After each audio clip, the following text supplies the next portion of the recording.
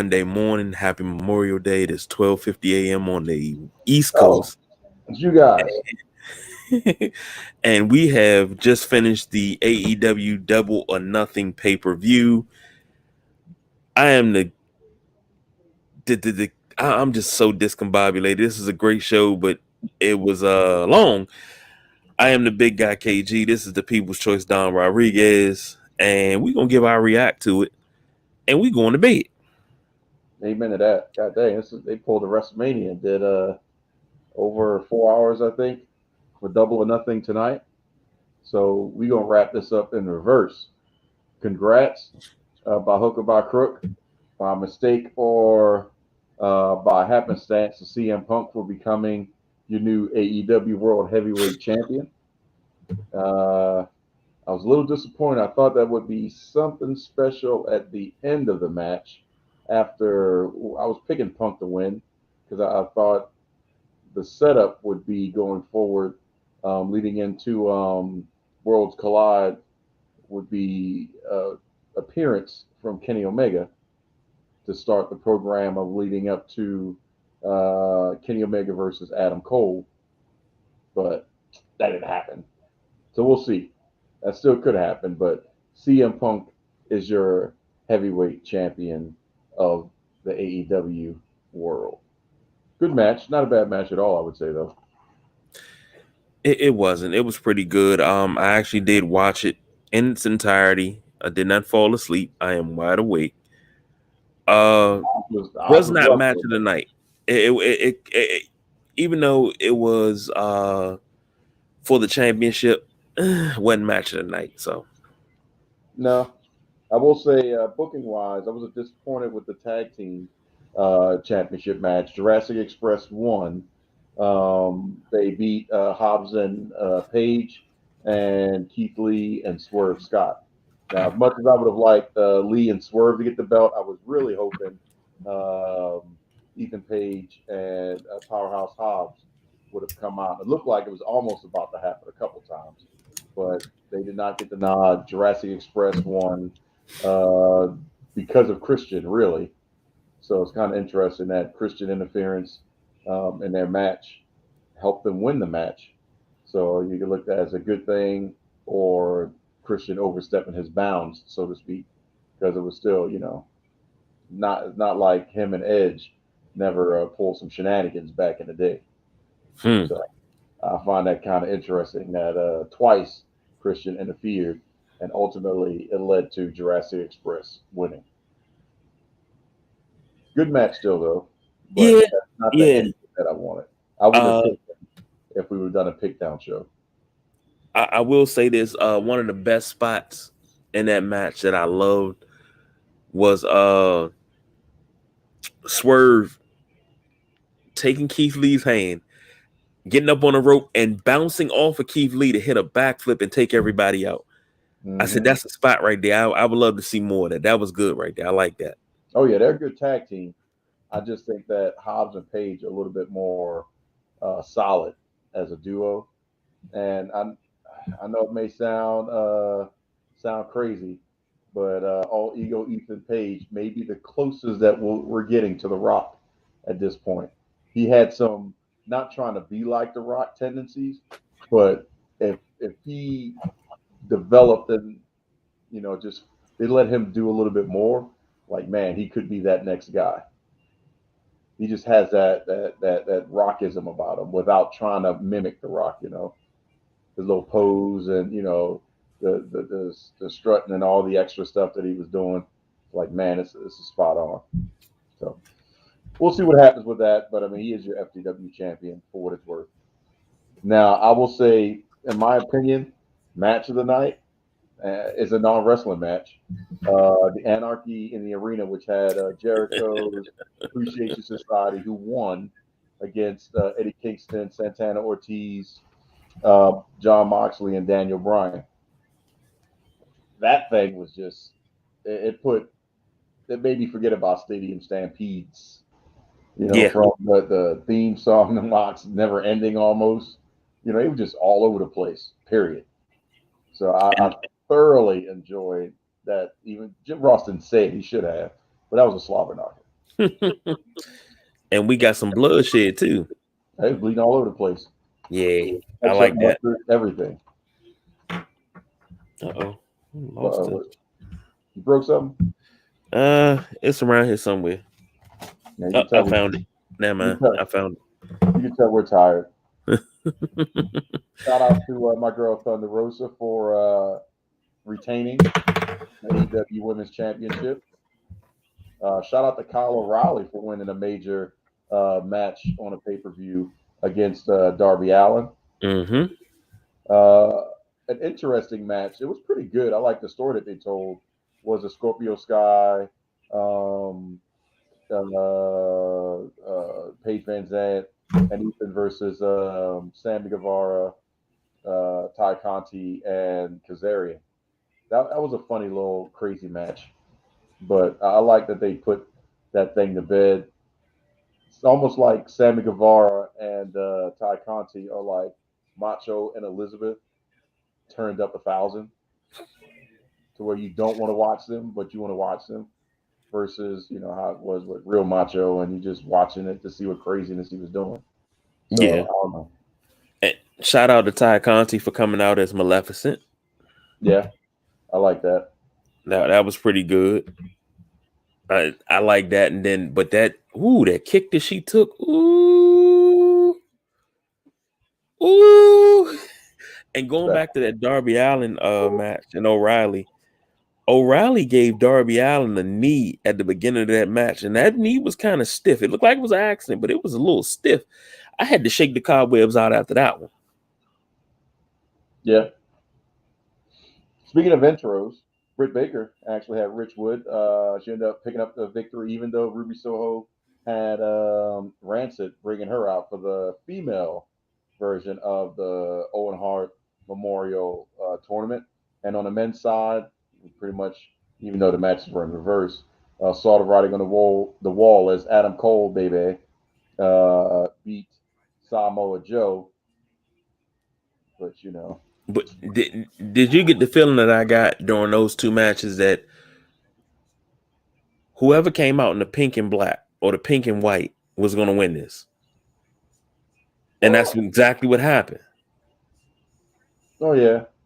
As you can see, the for those that are watching YouTube, Facebook Live, Twitch, you see the pink. That's kind of like the pink to honor the late great Owen Heart, who we lost 23 years ago on the 23rd. So yeah, I consider that moment when he was a Blue Blazer, that tragic event, as the other single biggest event that had a ripple throughout the wrestling world. And, it's one thing we know that the outsiders going over to WCW changed the landscape of wrestling, period. But the other thing was what happened with Owen, because that changed the landscape of, entrances and preparation from a safety perspective, as well as a change and really ended the career, was a catalyst to the demise of Bret Hart. Bret was never the same after that. And I'm quite sure somewhere he blames himself for leaving the WWE, because if he was there, Owen wouldn't have done that. Yeah. And I know that's what he believes in his heart. And we can only imagine what the wrestling world would be like if we still had Owen Hart. What Bret kind Hart of stories could be told? Bret Hart actually said that. I want to say he said it in interviews. He's also said it in a couple of his books. And like they said on Dark Side of the Ring, Owen Hart was contemplating retirement at the time, spend more time with the family.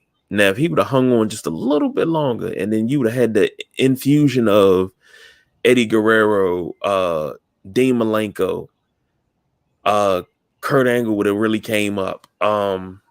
Just this new infusion of talent that came in right after he passed, it would have rejuvenated him as a wrestler, and it would have been a lot more technical, which would have been right up his alley. And the things that could have been done would have been astronomical. But I mean, that's living in the woulda, shoulda, coulda Yeah, realm. So that's true. Because can you imagine, in this era right now, we got CM Punk, we just got finished talking about, but still an incredibly healthy Bret Hart, yeah, arguably one of the best technical wrestlers, period, bar uh, none. he still holds a Still, grudge against Goldberg, right? oh, yeah, He holds a big grudge against Goldberg because Goldberg pretty much ended his career. yep. So he holds a Well, big from a grudge physical after all standpoint, this time. mentally, he was checked out at that point. Like I said, once we lost Owen, he was checked out. The passion was gone. You know, then Stu was old. His mom was old, so it's not like they could help really get him back on track. I mean, he was in WCW on his own. I mean, that was just so much. And then WCW was going through, the Ed Ferreras and all that craziness going on down there. The finger Um, poke of doom. yeah, all that was happening at the same time post Eric Bischoff. So it was a perfect storm of nothing going in his direction. Opposed to, when Hogan came over and it was the biggest thing ever.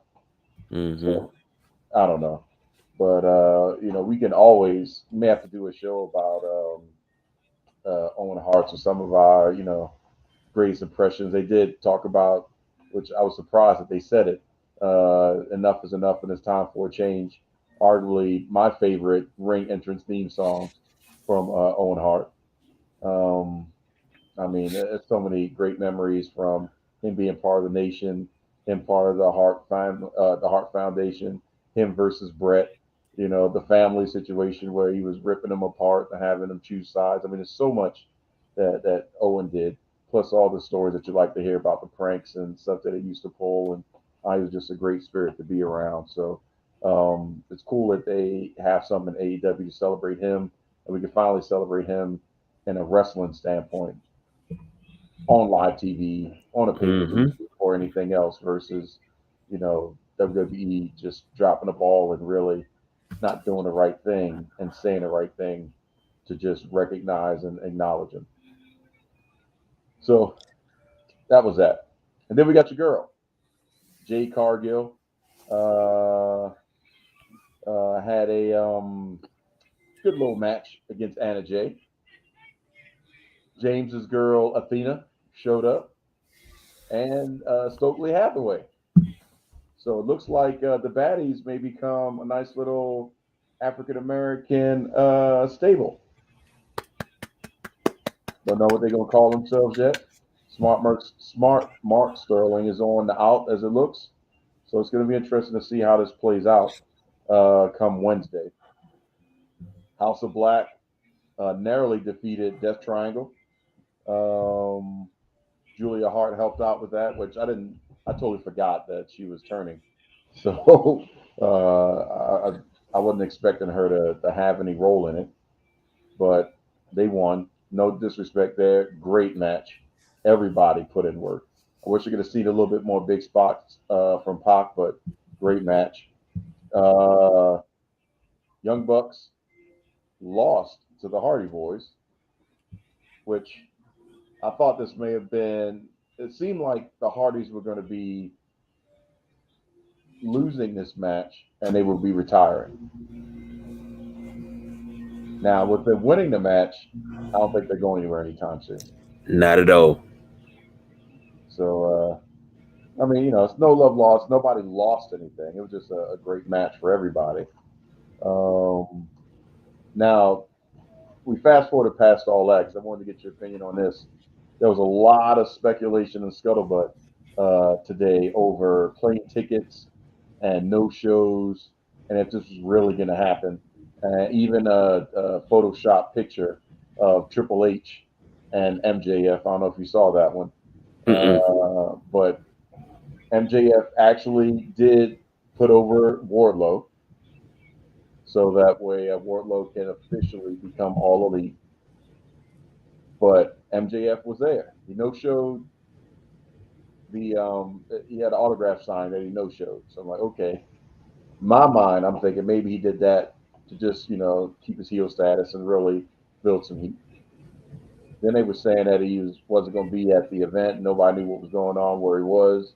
I'm like, oh man, this is kind of getting interesting. I know MJF's not going to just quit. We were talking about 2024 and all that stuff. He's not going to pull a Jeff Hardy just to get out the contract and really do show up in WWE. That would be something. Oh man, Vince would lose his mind if he could make that happen. So I'm like, this has got to be a work. But that was a squash match, nonetheless. So kind of still interested as to why they did all this situation for it to be almost a 3 or 4 minute special of power bombs, and then that's it. 8 of them. Yeah, 8 of them. But so, I heard that he had booked a personal flight on his way out. Yeah. I heard he got on a plane, everything. Like they confirmed, oh yeah, he's on a plane. Apparently not. If he showed up.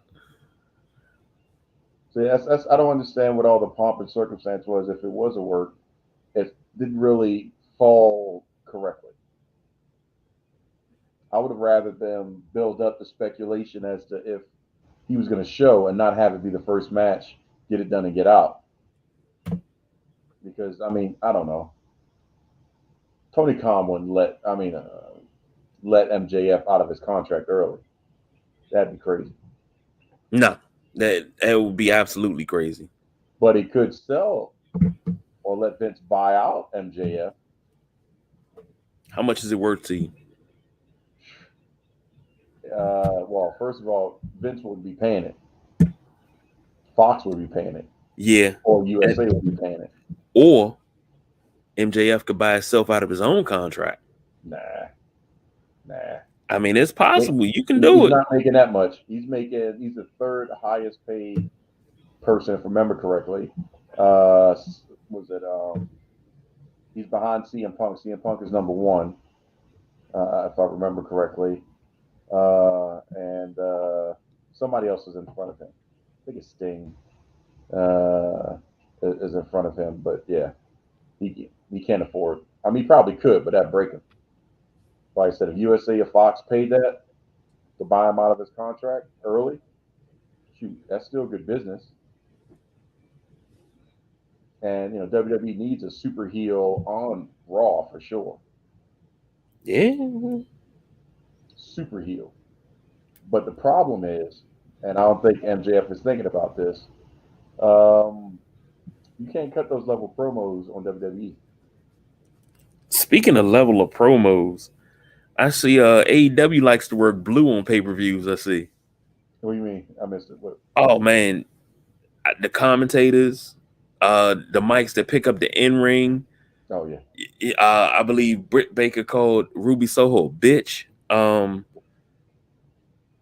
The ring announcer, he said when he was announcing the big match, he said, yeah, shit's about to hit the fan.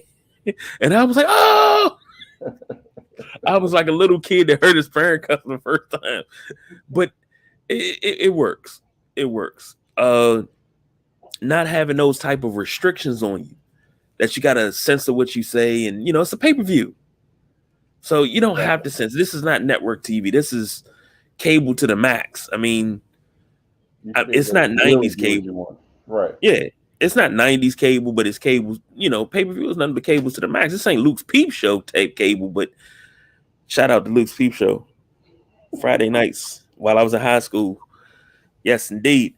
But it was refreshing to see that. So yeah. So overall, I mean, there was if you count the freaking buy-in, this is almost 6 hours of wrestling. Man. Or wrestling content.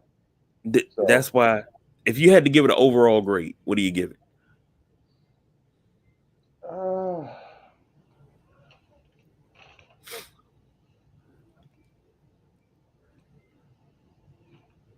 I'd give it a B+ to an A-, somewhere in there.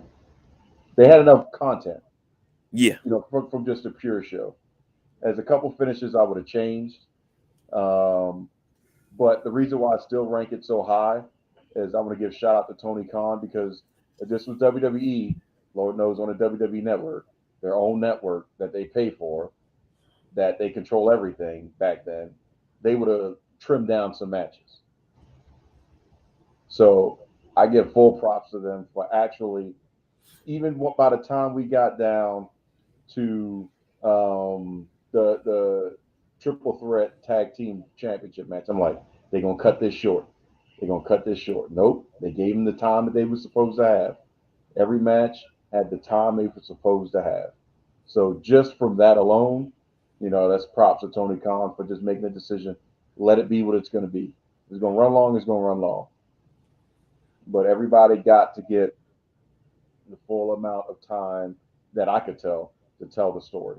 So that's why I'm giving it, like I said, B+ to an A-. Just a couple finishes I would have changed. A couple more major announcements or major people joining in. Like I said, I would love to see Kenny Omega. It's been enough time, unless he really still is injured. But god dang, it's been enough time. Or somebody else, to show up. And the Athena thing was cool. I don't know. There's still a couple more things they could have done. What would you give it? To be honest, I give it an A-. The only reason why it's an A- that runtime. I mean, it was just, it's a lot, but see, let me be honest. I was trying to multitask. I was watching the pay-per-view on my tablet, and I'm watching Game 7 of the Eastern Conference Finals on the TV. I'm on one laptop doing something, setting up for this. I'm on another laptop doing something else for work, and I was trying to do like 7 things at one time. And I was like, you know what? And all while trying to take my hair out. And I was like, I'm burning myself out here. I got to do one thing at a time. So let me sit and watch this and take my hair out. Well, but it was just a lot. To play devil's advocate, if you were watching the finals, can you really blame Double or Nothing for being long? If you was watching the finals and that's already running long? Well, kind of, sort of. But at the same amount of time. Yeah, and that was crazy because both of them started at 8. Well, the finals didn't start till after 8, and it was over before Double or Nothing. All right, never mind. And that was play devil's advocate. I lost that bet. So what else we got? Because that's pretty much it. Because Lord knows it's 113. Yeah, that's pretty much it. So as you can see what the tickets say, wrap that shit up, B. Yeah, for real. Wrap it up, B. Because we can't handle it. AEW wore us out. And then wasn't the next weekend, I believe, is Hell in a Cell. Sad thing is, like, I'm not, I don't really care. Which is sad. It's Hell in a Cell and freaking Elimination Chamber in my pay-per-views, but yeah, I don't really care. So we'll talk about that next Saturday and figure out if I can actually get my mojo into actually caring about what the hell's going on the WWE side, because some of those stories are starting to be a little bit lackluster now. Well, that's what happened when you have writers that aren't wrestling fans or writers that don't know the business. But hey, another show for another time. And maybe we need to start giving them some more ideas again for them to steal. And we can still clamor about, hey, that's my idea. Can I have my money? AEW got a Forbidden Door pay-per-view coming up, and I kind of think I'm supposed to get paid off of that. I mean, I said something about that 4 years ago, 3 years ago, 2 years ago. I don't know. I've been saying it so much. I don't know how long I've been saying it, but it's all good. It's all good. Anyhow, that's all our time for tonight. This is a react show this morning. Good morning, good evening, good afternoon. Anything to say? Get an oil change. So we got to get up out of here. You got anything to say? Tired as shit. Tired. Well, send us home then.